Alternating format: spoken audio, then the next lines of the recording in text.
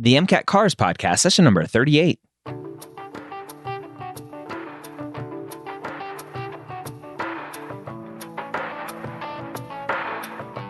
The Cars section of the MCAT gives thousands of pre-meds nightmares every night.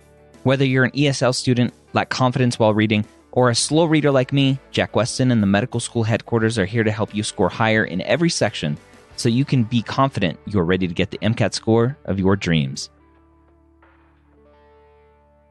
Now, welcome to the MCAT Cars podcast. My name is Dr. Ryan Gray, and as always, I'm joined by Jack Weston from jackweston.com. If you are looking for some more MCAT Cars prep, go to jackweston.com, sign up for his free daily Cars passages that are sent right to your email inbox. Again, that's jackweston.com. Go there right now.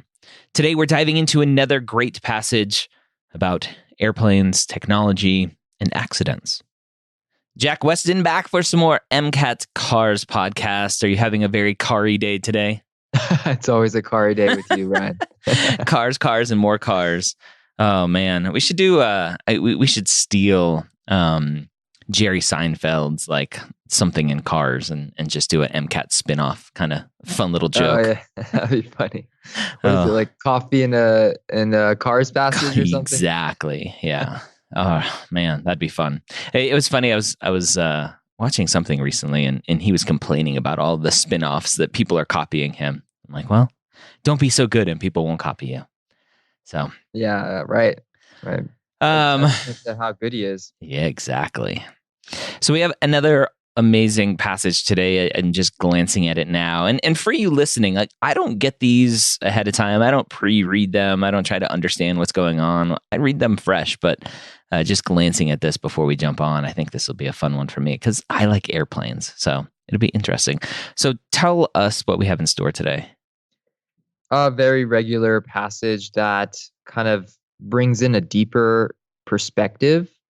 And that's usually the harder part because a lot of students like to read and look for superficial things, which is great. That's actually how you want to read. But sometimes there's going to be a deeper connection to what you're reading. And you need to make that connection. And it's not that hard, but if you keep your mind kind of closed off to what you're reading, it might be difficult. So we'll try to embrace what we're reading today. And I don't think it'll be that difficult because like you said, it's about airplanes. So you're probably going to find some interest in it. But it gets difficult to do. It's challenging when the topic is really mundane and not so interesting, right? Having that deeper connection to something you don't care about. Now, talk about that a little bit more. So when you say deeper connection, does that mean that the author is hinting at something that you have to try to figure out? Does that mean there's something beyond the passage that you have to understand? What do you mean by that? So they'll say something, right? And then they'll say something totally different, but they're actually connected. They're actually related, right?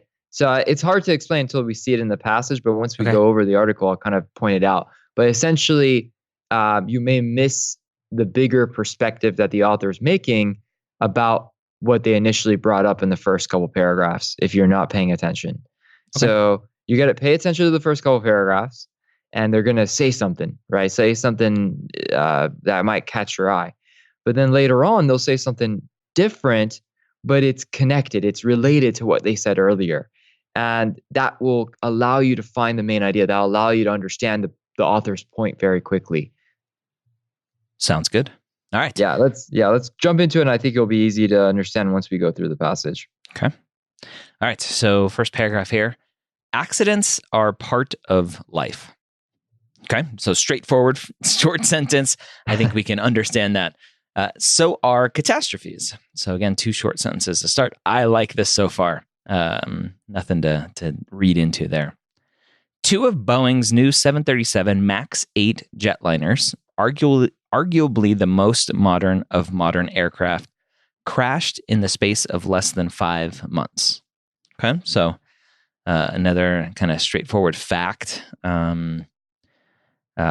I think if you've been watching the news, you would have heard all of this. I think the only potential thing here that I'd want to try to remember is that the author is saying, hey, these are arguably the most modern aircraft. Right. And they're also examples of accidents. Yep. Right. So they're just bringing up accidents. Okay. A cathedral whose construction started in the 12th century burned before our eyes, despite explicit fire safety procedures and the presence of an on-site firefighter and a security agent. All right, so more stuff from the news about Notre Dame in, is that Paris, France? Right, but specifically accidents. Yep, another right? accident. Even though, the planes were new, even though they had all these fire safety procedures and on-site security agents, there was still an accident. There's still a fire. Yep. Okay. If Notre Dame stood for so many centuries, why did safeguards unavailable to prior generations fail? So now the author's bringing up the question, potentially where he or she is going with this is, we had this accident.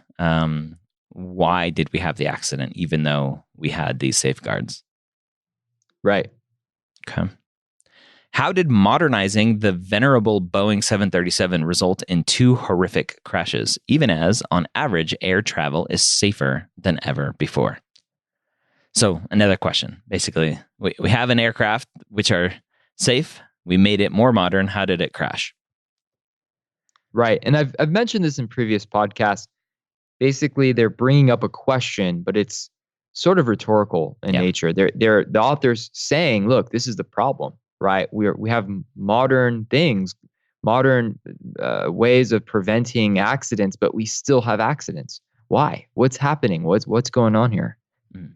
Yeah. Okay. And I think it potentially ties back to that first sentence. They're just a part of life. They're going to happen. Right. Okay. All right. Next paragraph. These are questions for investigators and committees. Okay. So just more straightforward, simple sentences here.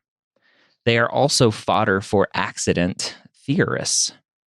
Interesting. So fodder would be a kind of a word that I'm like, ooh, I have to remember what that means. And then accident theorists sounds like conspiracy theorists, right? Somebody was like, oh, the planes crashed because they were hijacked or whatever, right? So it's an interesting picture that I have in my head. You don't now. have to worry about the word fodder. I mean, you could probably guess what it means. So they are also fodder. You could just blank that out, right? They are also blank for accident theorists. Mm-hmm. So accident theorists are probably interested in this, right? Yep. In some ways. That's what accident theorists do, right? They hypothesize or come up with reasons for why things happened. Yeah. So fodder probably means like some kind of food or sustenance, fuel. For these theorists. Yep. Okay. Take Charles Perrault, a sociologist who published an account of accidents occurring in human-machine systems in 1984. All right. So this is always the fun part. As soon as they start naming names, I'm like, okay, I got to remember these people and what they did. And so sociologist, an account of accidents occurring in human-machine systems in 1984. So I don't know what human-machine systems are. Hopefully I don't need to know, but we'll keep probably reading. Something that humans make, right? Okay. Something that involve humans and machines, like airplanes, for instance. Okay. I see like a human in like a weaponized suit. That's what I picture, a human machine. Maybe I watch too much science fiction. Yeah. All right. Now something of a cult classic, normal accidents made a case for the obvious. Accidents happen. All right. So now we're given the name of Charles's book, Normal Accidents, and it's a cult classic. Yeah. But what specifically is the book saying? Accidents happen. That's it. Yeah. Okay. What he meant is that they must happen. So they must happen. Okay. I'd have to keep reading to understand why they must happen. But apparently Charles says that if I were to extrapolate a little bit more, like we can never get rid of them. They must happen. They have to. Right. Okay. Worse, according to Perrault, a humbling cautionary tale lurks in complicated systems. Our very attempts to stave off disaster by introducing safety systems ultimately increase the overall complexity of the systems, ensuring that some unpredictable outcome will rear its ugly head no matter what. Interesting. So this guy way back in 1984 is basically saying, basically predicted the crash of these MAX 8 jetliners, right? The more safety stuff you put in, you're going to have accidents because it's just going to get too complicated to do things. And that's kind of what happened. There you go. You just made the connection, Yeah. right? So the first paragraph introduced that accidents happen, but there was a deeper meaning behind this, right? If you just go into the questions with the idea that accidents happen, you're going to probably miss everything because that's not enough. That's superficially trying to tell you something more important, right? Which is the idea that it's complexity, right? That, or this modernization that, that where we're focusing on trying to prevent accidents that causes accidents, right? That's the deeper meaning. That's the idea that the author is really caring about, not that just accidents happen, which is too superficial for us. We need something a little bit deeper than that. Okay. All right. Complicated human machine systems might surprise us with outcomes more favorable than we have any reason to expect. Ooh, that's a complicated sentence. Human machine systems might surprise us with outcomes more favorable than we have any reason to expect. I still don't understand what that's trying to say. Okay, so let's break it down. So complicated human machine systems, right, might surprise us with the outcomes more favorable than we have any reason to expect. It's basically going along the same lines, right? So it's essentially saying that we're surprised at the fact that it's causing accidents in a way. Okay. Okay, interesting. And then the next sentence, they also might shock us with catastrophe. So I guess the opposite, right? Exactly. So they're good. They can shock us in a good way, yep. Right? They're like, the author's trying to lead to this, right? So, oh, it's great. These machines are awesome. But then they also trying to set up the scene for how it could also be a disaster, which is exactly what the next sentence says. Yeah. Okay. All right, next paragraph. When disaster strikes, past experience has conditioned the public to assume that hardware upgrades or software patches will solve the underlying problem. All right, so the author is basically saying, hey, as kind of the layman, the lay public, we assume that there are ways to make these things better, hardware, software, to stop them from happening, which is kind of against what we just read in the previous paragraph, that, yeah, they may help, but it also might make them worse. Right. So that's probably where the author's leading, right? The author's probably leading us to this point that, look, anytime we make things more complicated, we're probably making it worse. So the public at large are told, oh, look, we're going to make an update. We're going to we're going to fix this problem. But are we really fixing the problem? Probably no, right? We're probably introducing in some more ways and then process. Introducing other problems. Yeah. Right. Okay. This indomitable faith in technology is hard to challenge. What else solves complicated problems? Ooh. What else solves complicated? So indomitable faith, I'd have to guess that's like this like unwavering faith, this blind faith in technology is hard to challenge. What else solves complicated problems? So I think the author here is saying what else, and else is kind of italicized here. That the public is saying, hey, technology is going to fix these problems. Yeah, and this is rhetorical again. Yeah. Right. It's the author's not saying, look, let's solve this problem another way. Right. The author is saying, look, this is the problem that we have, where we're trying to solve problems with introducing more complicated things. Right. And that's the issue with all this. Right. That people are told, look, there's nothing else that can solve this problem unless we try to make a patch or some kind of complicated solution. Mm-hmm. And that the author is having some kind of qualm with this, some kind of problem with this. Yeah. Okay. But sometimes our attempts to banish accidents make things worse. So it sounds like this paragraph, this last sentence here, is kind of just a restatement of what Charles Perrault was saying above, right? We add more complicated systems, makes things safer, but we also make them more complicated and potentially cause more problems. Right. Okay. Next paragraph. In his 2014 book, To Save Everything, Click Here, the author Evgeny Morozov argues that technology solutionism, leaving the answer up to Silicon Valley, causes us to neglect other ways of addressing problems. So newer book, right? We had 1984 earlier. Now we're up to 2014.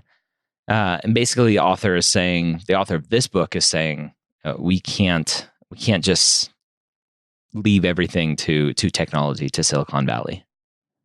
Right. Now, you don't need to know exactly what Silicon Valley is, but you can assume it's probably related to technology, right? So, because they're saying, look, if you argue about technological solutionism, leaving the answer to Silicon Valley, so essentially Silicon Valley is related to technology in some ways, this causes us to kind of forget other ways of addressing the problem, right? So we're just totally entirely focused on technology to solve our problems, which the author is suggesting is the problem. Go ahead. Okay. In The Glass Cage, published the same year, Nicholas Carr points warily to, quote, de-skilling, which occurs when the skills of human operators working a job begin to erode, as automation makes such capacities unnecessary. So we have the glass cage, de-skilling. So this author is pointing to automation causing us to lose our skills, right? Kind of a use it or lose it type scenario. Yeah, exactly. As we grow more dependent upon technology, we use our skills less and less often. So that's de-skilling. De-skilling means we're losing our skills as we depend on technology. Mm-hmm. Like our kids have lost the skill of writing cursive. Right. We don't need that anymore. And I kind of lost that ability too. On average, automation is safer than error-prone humans. So a typical response to de-skilling is, so what? I agree. All right. So we have two more names, two more books. One is talking about how we're kind of losing our skill to address other problems, right? If we kind of combine the two, because of technology, and then the other, because of technology, we're losing skills that automation is doing. Right. So not only does technology introduce more problems for us, right? It increases the complexity of the system and our solution for it, but it also prevents us from using other skills because we're losing those skills, right? So that's the point of this paragraph. Great. Ooh. All right. Next paragraph. The specter of airline pilots losing their manual flying skills or being stripped of the ability to use them brings to mind the tragedy of the Boeing 737 MAX crashes. All right. So now we're kind of bringing it back to the specific example that was brought up earlier, this airline crash. So we have this modern aircraft, right? Technology in the aircraft, and the pilots are losing their ability. They have been de-skilled to fly the airplanes. Okay. Investigators reviewing the crashes, which killed 157 people in Indonesia and 189 in Ethiopia, have zeroed in on a software problem in the Maneuvering Characteristics Augmentation System, or MCAS. So we have not to be confused with MCAT. Yeah, right? not MCAT, MCAS. So we have a potential reason, software problem. So again, just kind of trying to tie it in as I'm reading, tie it into what was said earlier about from Charles Perrow, as we make things more complicated to make things safer, then we have more issues potentially. And now we have a software problem. Right, there you go. Now it's connecting it back to the initial paragraph, right, where it was discussing the whole plane accidents, right? So this is suggesting that when you add more complexity, these software patches and softwares, then you're leading to more prone accident, or this statistical, like, just basically more accidents are going to happen. Go ahead. Yeah. Okay. MCAS is necessary for the MAX, unlike its older brother, the 737-800, because the former sports a redesign that fits larger engines under the wings. All right, so it's saying, hey, we need this MCAS system because we have larger engines. Okay. It's not just the larger engines. They had to be repositioned on the wing too. But Yes. that's just because I'm a nerd and I know that. The engine on the Max sits farther forward. Ooh, see, went to it. Creating a vulnerability to stalling from steeper climb rates on takeoff. So just getting technical here with why we need this MCAS system potentially. Now, a lot of my students always ask, well, should I know that? Should I memorize that? Should I write that down? I would say no. No. The Yeah. bigger point is what matters, right? What is that bigger point, Ryan? The bigger point was we have more technology in this aircraft, which complicated things.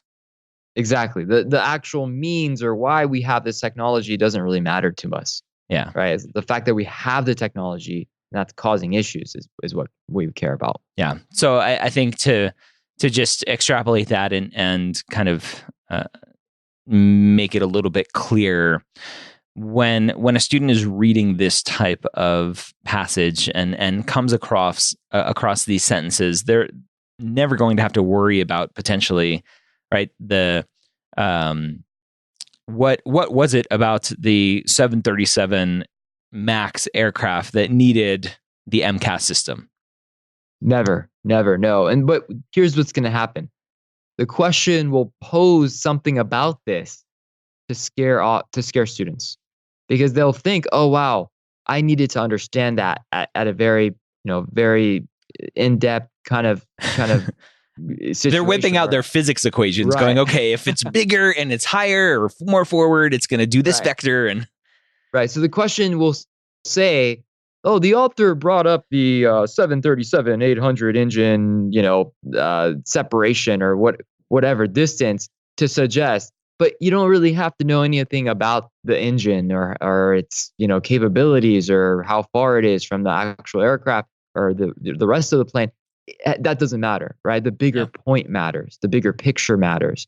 So they'll try to trick you that way. They'll make you want to go back. They'll make you doubt yourself. They'll even put answer choices that include some of this stuff. But that's all distraction. That's all just trying to throw you off. Yeah. Okay. And I think that's is very important for slower readers, for ESL students, for kind of everybody to know quickly, this is something I don't need to try to remember. It's hard to do when you are a perfectionist, right? Like you want to get everything right. You want to understand everything. That's what you're taught in university, right? Yep. But you can't do that on this test. You don't have the luxury of remembering every single sentence you read. Obviously, you should comprehend every sentence you read. Yeah. But you got to try to tie it back to the bigger picture here. Okay. MCAS simply pushes the nose down, and in the process, it transfers control away from the pilots. So again, just more specifics that this technology is quote automation, right, from the previous paragraph, that the pilots aren't actually flying at this point. Okay. Pushing the nose down helps when averting a stall, but too much nose down has fatal consequences. All right. So just this paragraph, to me, if I were to summarize this paragraph, this is just a very specific example of everything else that has been said, that we have this technology to try to make the plane safer, the specifics of which are because it has a bigger engine, et cetera. But we have this technology, this MCAS system, to make it safer, but it's, number one, adding more complications, right? The potential bugs in the software. But number two, it's taking control away from the pilots. And so they are, quote unquote, being de-skilled. Exactly. It connects us back to everything we were talking about in the middle of the passage, right? In the middle of the article. So excellent. Yeah, that's it. Just know that, like you said, technology is causing us problems, and not only in the side of adding more complexity, right, which is prone to more accidents, but also to losing our skills, which is what happened to these unfortunate pilots. They ended up not knowing how to fix the problem. They lost those skills apparently. Yeah. And that's bad, right? That's bad on two fronts. One, the technology ended up messing up, but two, they couldn't save themselves from the technology. Yeah. When when a student is reading this type of paragraph and they're like, okay, this is just kind of a specific example of everything else that I've read, can they potentially, if they can recognize it, go, okay, I'm going to go a little bit faster with this paragraph because I think it's just all example, and I'm not going to really be tested on the specifics of what I'm reading here? Yeah, that's a big point. That's a big point I make in my course. Absolutely. As you get through the passage, the article, you're going to naturally get faster. A lot of my students are always worried about, oh, what if I can't finish on time? Well, if you start understanding what's happening early on, you start making those connections early on and understand where the author's headed, then the last paragraph is just a summary. The last paragraph is not so hard, especially if you recognize that it's connected to the earlier paragraphs. Yeah. So absolutely. Yeah, you get not only, you don't have to skim. I'm not telling you, hey, don't read it, don't pay attention, but you'll naturally just go faster, right? Especially if you know how to read for the big ideas and you know what to look for. Okay. So, kind of big takeaway here, I think, is really just understanding that, right? Understanding, okay, we're given some points. We're kind of talking about accidents and how they're prone to happen. We're given some authors that have written about these kind of things, and here's some examples to back it up. Yeah, I mean, that's really it. Just realize that there might be a deeper connection to all this that you're reading, and embrace yourself to understand it, to keep an open mind about it. And that will allow you to not only understand what you're reading, but finish faster. All right, there you have it. Another amazing Cars passage. I hope you are following along with us, reading these passages with us, right? Read it, pause the podcast, read the passage or read a paragraph, listen to the podcast, pause it again, go read the other paragraph, the next paragraph, whatever it is, and follow along in that way. This podcast isn't as easily consumable as the other podcasts that we have because I really truly believe that you should be following along with us as much as possible. Now, obviously, you can listen in the car or wherever else, but you can't follow along. But at some point, I want you to follow along with these passages to really help you improve your car skills. All right. With that, again, go to jackweston.com, go get his free daily cars passages right to your email inbox, and sign up for one of his free trial courses as well. Have a great week. We'll see you next time here on the MCAT Cars Podcast.